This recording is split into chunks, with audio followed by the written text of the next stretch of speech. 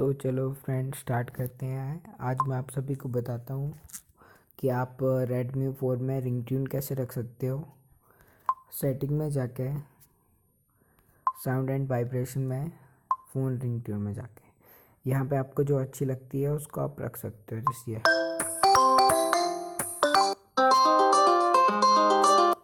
और अगर आपको इनमें से कोई भी रिंगट्यून पसंद नहीं आती है तो आप सीधा शेयर इट में जाके ओपन करें,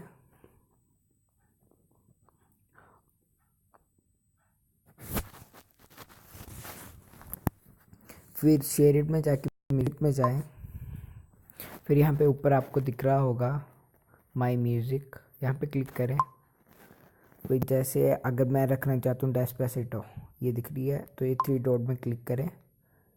फिर यहाँ पे आएगी सेट एज रिंगट्यून, ये देखो ये सेट होगी।